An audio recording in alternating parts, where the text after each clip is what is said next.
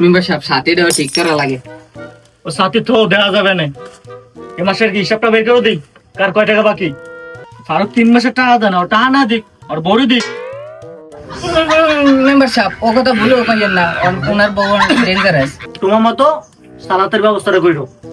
Member সাহেব কয় টাকা কি সুদ দেয়া লাগবে না? 50,000। অস্তাগফিরুল্লাহ নাউজুবিল্লাহ। আমি কি সুদ খাই? হয় তোকে একটা ব্যবস্থা করো, দরকার গুন্ডা গুন্ডা ভাড়া করো। আমি আর তো প্যারা নিতে পারবো না। মেম্বার সাহেব আমার হাতে ভালো একটা মস্তানের সন্ধান আছে। তাহলে ব্যবস্থা করো আজকের ভিতরেই। আচ্ছা মেম্বার সাহেব আমি দেখতে আছি।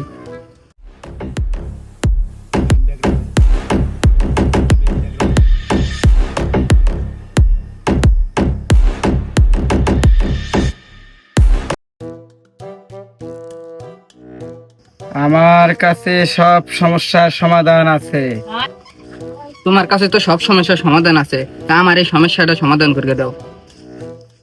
আমার কাছে সব সমস্যার সমাধান আছে, এমন কোনো সমস্যা নাই যে আমার কাছে সমাধান নাই। পারবি পারবি? আমি কারো কাছে কোনোদিন মাথা নত করি নাই, ডিরেক্ট শুয়ে পড়ি। আমি কিন্তু আবার অ্যাডভান্স ছাড়া কাজ করি না। আচ্ছা এখন 100 টাকা দিতে লাগছি, বাদ বাকিটা আগাম শেষ করে দেবো।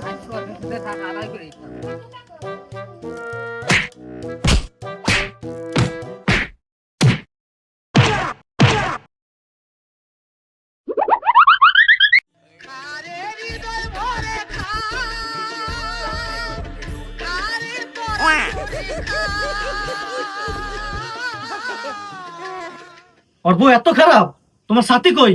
মেম্বার সাহেব আপনি সাথীও চান, আমরা যে ফিরে গেছি আমাকে 10 কপাল।